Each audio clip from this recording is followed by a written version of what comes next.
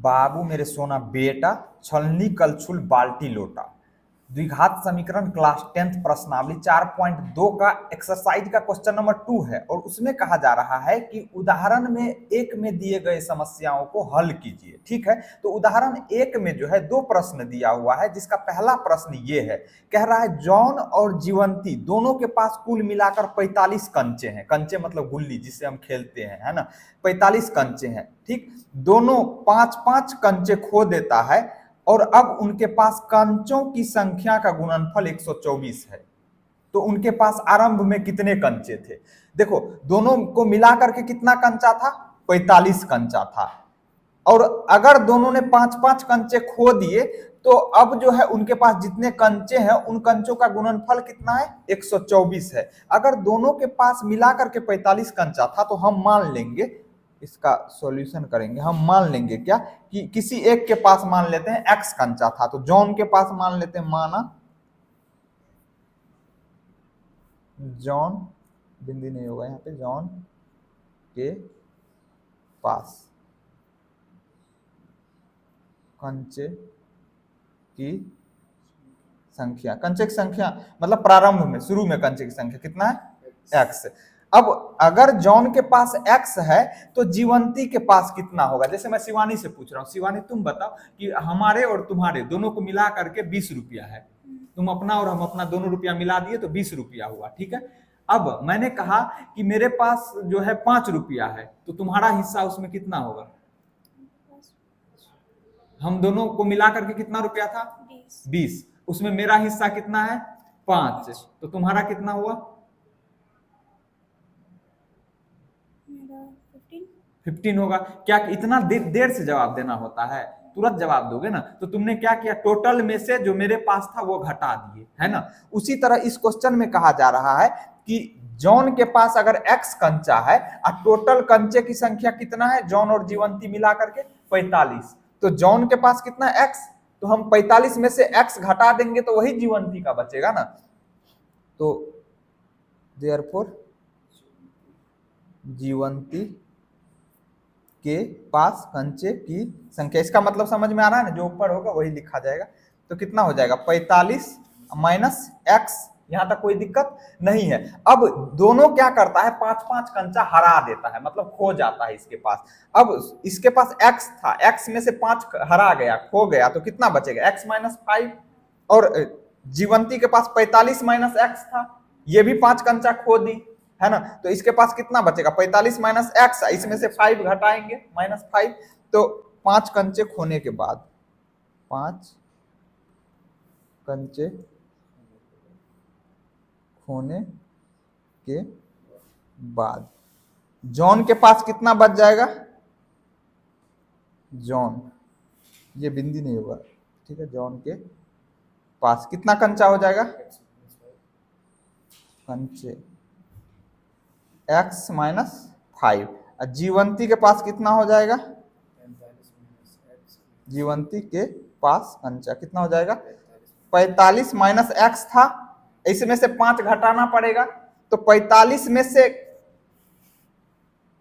5 घटाना पड़ेगा क्योंकि ये x तो वेरिएबल है, तो कांस्टेंट में से कांस्टेंट को घटाएंगे। 45 में से 5 घटेगा, कितना बच जाएगा? 40। तो इसको सॉल्व करेंगे तो कितना हो जाएगा? 40 माइनस x। अब प्रश्न में क्या कह रहा है? प्रश्न में कह रहा है कि 5 कंचे खोने के बाद अब उनके पास कंचों की संख्या का गुणनफल 124 है। अब इनके पास कंचा कितना बचा? ये x माइनस 5 जॉन के पास, जीवंती के पास 40 माइनस x। तो प्रश्नानुसार क्या कह रहा है? प्रश्नानुसार ये इन दोनों का प्रोडक्ट कितना है? 124 के बराबर। तो यहां भी 2 टर्म है, यहां भी 2 टर्म है ना, तो ब्रैकेट में दोनों को लिखना पड़ेगा। x minus 5 into 40 minus x बराबर कितना हो जाएगा? 124। यहां तक कोई कष्ट नहीं है। अब ये हमारा द्विघात समीकरण बनेगा, इसको हम एक्सपेंड करेंगे। दोनों ब्रैकेट के बीच में कोई साइन नहीं, मतलब मल्टीप्लाई का साइन है, क्योंकि दोनों के पास 5 कंचे होने के बाद जो संख्या बचा उसका गुणनफल हमने निकाला 124 के बराबर करना पड़ेगा। अब इसको गुना कैसे करेंगे, तो दोनों में से किसी एक ब्रैकेट को जो तुम्हें पसंद हो उसको खोलो, उसके हर एक टर्म को इसके साथ गुना में लिखो। तो हम पहले वाले ब्रैकेट को खोलेंगे, तो खोलेंगे तो क्या हो जाएगा, x के साथ पहले इस ब्रैकेट को गुना में लिखो, x इंटू 40 माइनस एक्स, फिर -5 इंटू 40 माइनस एक्स बराबर 124 है ना। अब गुना करो, ये x इसके साथ भी गुना होगा, इसके साथ भी है ना, तो 40 को x से करोगे 40x, फिर x को इस x से करोगे तो इसका साइन प्लस का, इसका माइनस का, प्लस माइनस माइनस गुना होता है, प्लस माइनस तो माइनस हो जाता है, अपोजिट साइन गुना होता है तो माइनस होता है, सेम साइन गुना होता है तो प्लस होता है। तो ये प्लस का है, ये माइनस का, प्लस माइनस माइनस, x को x से करेंगे एक्स स्क्वायर, फिर -5 को 40 से करो तो कितना हो जाएगा, ये 40 का साइन प्लस का, इसका माइनस का, प्लस माइनस माइनस, 40 को 5 से करोगे 5 के 20 मतलब 200, फिर माइनस एक्स को -5 से करोगे minus minus plus, same sign गुना होता है तो प्लस हो जाता है। अब 5 को x से करोगे 5x बराबर 124। ये द्विघात समीकरण बन गया। देखो अब हम द्विघात समीकरण को क्या करेंगे, RHS को 0 करेंगे, सभी टर्म को इधर लाएंगे तो क्या हो जाएगा, अब पावर के डिसेंडिंग ऑर्डर में लिखते जाएंगे, दोनों का हम एक साथ करेंगे। तो स्क्वायर वाला टर्म यहाँ पे दिख रहा है और कहीं नहीं है तो स्क्वायर वाला पहले लिख लेंगे, साइन क्या माइनस, तो माइनस एक्स स्क्वायर, फिर उसके बाद x वेरिएबल पे पावर, x पे पावर 1 टर्म वाला, x पे पावर 1 यहाँ पे है, x पे पावर 1 यहाँ पे, तो इन दोनों को एक साथ लिखेंगे। साथ में साइन प्लस का है, इसका भी प्लस का, तो जोड़ते चलते हैं, 40 में 5 जोड़ेंगे 45 प्लस 45, x अपोजिट साइन रहता तो हम घटाते, ठीक है। अब यहाँ पे है -200, -200, 124 RHS में है ना, तो इसको 0 करेंगे ताकि द्विघात समीकरण का स्टैंडर्ड फॉर्म बन पाए, फिर वहां से हम उसको सिंपलीफाई करेंगे तो इधर 124 प्लस में RHS इधर आएगा तो माइनस हो जाएगा, -124। हर एक टर्म को समझते चलो, ध्यान से सुनो मेरी बात। अब देखो मैंने अभी कहा था कि अगर अपोजिट साइन रहेगा और सेम जाति का रहेगा तो घट जाएगा, और अब सेम साइन रहेगा और जाति भी सेम है तो जुड़ जाएगा, सेम साइन सेम जाति। तो देखो यहाँ पे एक्स स्क्वायर वाला तो अकेला है तो -x² लिख दिया प्लस 45x। अब ये 200 माइनस साइन के साथ, 124 भी माइनस साइन के साथ, दोनों कांस्टेंट है ना, दोनों कांस्टेंट, साइन दोनों का सेम है ना, दोनों का सेम साइन है तो जुड़ जाएगा, साइन माइनस का ही रहेगा। मतलब एक बार 200 रुपया का उधार लिया, एक बार 124 रुपया का उधार लिया, तो टोटल कितना रुपया उधार हो गया, 324 है ना, तो 324 बराबर 0। देखो एक बात मेरी सुनोगे, वो ये बात है कि जब भी तुम द्विघात समीकरण लिखो ना और स्क्वायर वाला टर्म अगर निगेटिव हो ना तो उसको पॉजिटिव बना लो। कैसे बनाएंगे, तो दोनों साइड -1 से मल्टीप्लाई कर दो, किसी भी इक्वेशन के दोनों साइड नॉन जीरो नंबर से मल्टीप्लाई कर सकते हैं, ठीक है, उसका वैल्यू चेंज नहीं होगा। अगर हम सिंप्लीफाई करेंगे उसको, जब सॉल्यूशन निकालेंगे तो वैल्यू चेंज नहीं होगा, फिर कट पीट के उतना ही आएगा। तो कहने का मतलब क्या है कि इस x² को पॉजिटिव बनाने के लिए हमें इक्वेशन के दोनों साइड -1 से मल्टीप्लाई करना पड़ेगा। वो चीज हम लिखते नहीं है, डायरेक्ट हम कर देते हैं। तो जिसका भी साइन माइनस का होगा वो प्लस में हो जाएगा, जो प्लस में होगा वो माइनस में हो जाएगा। और RHS को गुना करोगे 0 को -1 से तो 0 ही होगा, है ना, क्योंकि 0 किसी नंबर से गुना करो तो 0 ही होता है। तो ये x² हो जाएगा, ये -45x प्लस 324 बराबर 0। यहां तक कोई दिक्कत है समझने में, नहीं है ना। अब देखो, अब द्विघात समीकरण का स्टैंडर्ड फॉर्म आ गया, ये x² plus bx plus c equal to 0। अब हम क्या करेंगे, अब इसके बाद जिसको नहीं आता है ध्यान से सुनो, ऐसा नहीं है पहले से क्वेश्चन नंबर फर्स्ट एक्सरसाइज नहीं देखा तो अब समझ में नहीं आएगा, एकदम समझ में आएगा, क्योंकि मैं हर एक क्लास को इंडिपेंडेंट करके समझाता हूं। अब इसके आगे हमें x का वैल्यू निकालना है। अब ये स्टैंडर्ड क्वेश्चन हो गया द्विघात समीकरण का मूल ज्ञात करने का या हल ज्ञात करने का। तो कैसे करेंगे, पावर के डिसेंडिंग ऑर्डर में पहले लिख लेते हैं, पहले से ही लिखा हुआ है ना। अब वेरिएबल के पावर के डिसेंडिंग ऑर्डर में, अब स्क्वायर वाले टर्म को कांस्टेंट टर्म से गुना करते हैं साइन के साथ। तो ये इसका भी साइन प्लस का, इसका भी प्लस का, शुरू में कोई साइन नहीं है तो प्लस का होता है, प्लस प्लस प्लस ही होगा, जो प्लस शुरू में लिखेंगे नहीं, यहाँ खोपचा बना लेंगे रफ के लिए।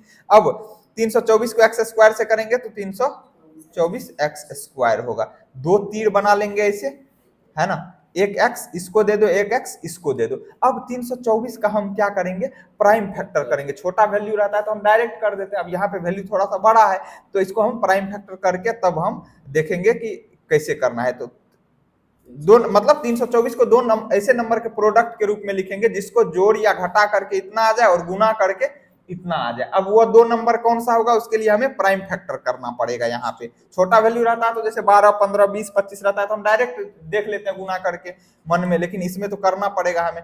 तो कैसे करेंगे, देखो 2 से लगेगा, दुक्का 2 बचा 1, 1 2, 12 2 छाके 12, फिर 2 दूनी 4, फिर 2 से लगेगा 2 8 16, दुक्का 2, फिर 3 से लगेगा क्योंकि डिजिट का सम कितना है 9। कोई भी नंबर में डिजिट का सम अगर 3 से डिविजिबल हो तो वो नंबर 3 से डिविजिबल होता है। डायरेक्ट डिविजिबिलिटी रूल का हमने यहाँ पे यूज करके पता कर लिया। अब 3 से लगाओ, 3 दूनी 6 बचा 2, 2 पे 1 21, 3 7 21, फिर 3 से लग रहा है 3 9 27, यहाँ तक कोई दिक्कत नहीं है। फिर 3 से लग रहा है 3 का 3, है ना, 3 का 3, यहाँ तक कोई दिक्कत नहीं है। अब देखो हम ये जो नंबर है ये सभी को गुना करेंगे तो इसके बराबर आ जाएगा, है ना। अब इसका ऐसा बंडल बनाना है, 2 बंडल, जिससे कि जिस दोनों बंडल को अगर जोड़ दे तो इतना आ जाए और गुना कर दे तो इतना आ जाए। तो अब क्या करेंगे, देखो 2 दूनी 4 तिया 12, ऐसा हो नहीं रहा, 3 तिया 9 तिया 27, तो 27 से 12 कितना होता है, 27 से 12 45 होता है क्या, 12 कहाँ से होगा, ये नहीं, 2 3 4 तिया 12 12 36 36, हाँ हो जाएगा। देखो 3 2 दूनी 4 4 तिया 12 12 तिया 36, इस तीनों को गुना करो एक साथ, 36 हुआ और 3 तिया 9, तो इसको हम लिख सकते हैं 2 दूनी 4 तिया 12 तिया 36, है ना। तो 36 यहाँ 3 तिया 9, 36 9 कितना होता है 45 होता है। तो ये तुम्हें सोचना पड़ेगा, है ना, ट्राई करके देखना पड़ेगा। तो अभी एक चीज दिख रहा है कि अगर हम 36 और 9 ऐसे 2 नंबर को गुना करेंगे तो 324 आ जाएगा, और इन दोनों को जोड़े तो 45 आ जा रहा है। तो ये एक पॉसिबिलिटी दिख रहा है 36 और 9 का। अब अभी क्लियर नहीं हुआ है, अब हम देखेंगे कि इन दोनों को 36 और 9 को जोड़ करके 45 आ रहा है कि घटा करके, जोड़ करके आ रहा है, 36 9 को जोड़ करके 45 आ रहा है। तो इसका मतलब अगर इन दोनों को जोड़ करके 45 आ रहा है तो 45 का जो साइन है यहाँ पे, मतलब एक्स वाले टर्म का जो साइन है वही साइन दोनों को देना है। अगर घटा करके आता यहाँ वाला टर्म तो बड़े वाले के साथ ये साइन जाता है, यहाँ जो साइन होता है। तो जोड़ करके आ रहा है तो माइनस साइन इसको भी दोगे और इसको भी। अभी क्लियर नहीं हुआ, अब ये बीच वाला टर्म कर रहा है एक्स वाला कि भाई मेरे तरफ से तू ओके है। अब ये इसके पास जाएगा कि भाई तुम रखोगे मुझे कि नहीं, तो ये कहेगा अगर तुम दोनों को गुना करके मेरे बराबर आ जाते हो तो हम तुम्हें रख लेंगे। कहने का मतलब इसको हम ऐसे 2 नंबर के प्रोडक्ट के रूप में लिखेंगे 324 एक्स स्क्वायर को, जिसको कि जोड़ या घटा करके इसके बराबर आ जाए और गुना करके इसके बराबर आ जाए, ठीक है। तो अब इसको गुना करो, माइनस माइनस प्लस प्लस ही है, 36 को 9 से गुना करोगे 324 आएगा, क्योंकि यहीं पे 36 और 9 गुना होगा तो 324, क्योंकि इसी का प्राइम फैक्टराइजेशन है ना ये। तो और x को x से गुना करो, एक्स स्क्वायर, मतलब अभी तक हमने सही किया है। अब हम क्या करेंगे, इस माइनस 45x के जगह पे ये दोनों रखेंगे, तो क्या हो जाएगा x square minus 36x minus 9x plus 324 is equal to 0। यहाँ तक कोई कष्ट है नहीं है। अब कैसे द्विघात समीकरण सॉल्व करते हैं, पहले 2 में से जो कॉमन आ रहा है वो कॉमन लो, और फिर इस 2 में से जो कॉमन आ रहा है वो कॉमन लो। तो इस दोनों में से क्या कॉमन आ रहा है, तो यहाँ एक्स स्क्वायर है, मतलब एक्स गुना एक्स, यहाँ पे एक्स है, कांस्टेंट में तो कुछ कॉमन दिख नहीं रहा है, तो यहाँ पे एक बार एक्स कॉमन ले सकते हैं। कॉमन वही लेते हैं जो दोनों के पास हो, और कम वाले के हिसाब से लेते हैं, इसमें एक बार एक्स है, इसमें एक्स गुना एक्स 2 बार है, तो एक बार एक्स कॉमन आएगा। जो हम कॉमन लेते हैं, यहाँ जो पहले वाले का साइन है उसके साइन के साथ कॉमन लेते हैं, इसका साइन प्लस का है तो प्लस साइन के साथ कॉमन लिया। अब जो कॉमन लेते हैं उसी से हम डिवाइड करते हैं, किसमें, जिससे कॉमन ले रहे हैं, तो इसमें डिवाइड करो पहले, एक्स स्क्वायर में एक्स से डिवाइड करोगे तो क्या हो जाएगा, एक्स स्क्वायर मतलब एक्स गुना एक्स, एक एक्स कट जाएगा बचेगा एक्स, फिर माइनस का साइन है, यहाँ प्लस का प्लस माइनस माइनस, फिर x से 36x में डिवाइड करोगे तो x कट जाएगा, बचा 36। फिर अब इस दोनों टर्म में से कॉमन लेंगे। अभी मैंने कहा था जब कॉमन लेते हैं तो पहले वाले टर्म का जो साइन रहेगा वही साइन कॉमन लेते हैं, इसका साइन माइनस का है तो माइनस। अब यहाँ पे 9x है, यहाँ पे 324 है, तो इसमें x तो है नहीं, तो वेरिएबल में कुछ कॉमन नहीं आएगा। अब यहाँ पे क्या कॉमन आएगा, तो 9 कॉमन आ जाएगा, क्योंकि 324 को हम क्या लिख सकते हैं, 9 गुना 3 3 9 चौके 36, है ना। तो 9 गुना 36 लिख सकते हैं, 9 गुना 36 लिख सकते हैं 324 को। जब 9 हम कॉमन ले लेंगे तो 9 से ही हमें डिवाइड करना पड़ेगा दोनों टर्म में। तो -9 से इसमें डिवाइड करो तो माइनस माइनस प्लस, 9 से 9 कट जाएगा, बचा x। फिर -9 से इसमें डिवाइड करो तो minus plus, minus opposite sign में डिवाइड करते हैं तो क्या होता है, माइनस हो जाता है। जैसे मल्टीप्लाई में साइन सेम साइन प्लस होता है गुना होकर, अपोजिट साइन माइनस होता है, उसी तरह डिवाइड में भी सेम साइन डिवाइड होता है तो प्लस होता है, अपोजिट साइन डिवाइड होता है तो माइनस हो जाता है। ठीक है, अब 9 से डिवाइड करो 324 में तो कितना बचेगा, 36 बचेगा, है ना। तो 36 बराबर 0। अभी तक हमारा किया हुआ सही है या नहीं, द्विघात समीकरण जो हमने यहाँ से सॉल्व किया है, यहाँ से वो इस बात से पता चलेगा कि दोनों ब्रैकेट में सेम आया है या नहीं। अगर सेम आ गया तो हमारा कैलकुलेशन सही है, अगर अलग आ रहा है तो हमने कुछ गड़बड़ घोटाला किया है। तो सेम आ रहा है ना दोनों ब्रैकेट में। अब ये एक टर्म है, ये एक टर्म है, दोनों में x - 36 है, x - 36 कॉमन ले लो। जब x - 36 कॉमन ले लोगे तो यहाँ से जो कॉमन ले रहे उसी से हम दोनों टर्म में डिवाइड करेंगे। तो इस वाले में डिवाइड करेंगे तो ये कट जाएगा, बचेगा x, और इस वाले टर्म में डिवाइड करेंगे तो x - 36 कटेगा, बचेगा -9 = 0। अब एक बार इस दोनों ब्रैकेट का प्रोडक्ट 0 है तो एक बार इसको 0 करके x का वैल्यू निकालो, एक बार इसको 0 करके x का वैल्यू निकालो, तो क्या हो जाएगा, x - 36 बराबर 0। तो यहाँ से x के साथ 36 इधर माइनस में इधर जाएगा तो प्लस हो जाएगा, x बराबर 36, और यहाँ से x - 9 बराबर 0 करो तो यहाँ से x बराबर क्या हो जाएगा, 9 इधर माइनस में इधर जाएगा तो प्लस में। ठीक है, तो ये जो है हमारा क्या हो जाएगा, आंसर हो जाएगा। क्वेश्चन में पूछा क्या जा रहा है कि कंचे की संख्या कितनी है, तो कितना कंचा हो जाएगा, जॉन के पास x माना है तो कंचों की संख्या बराबर क्या हो जाएगा, कंचे की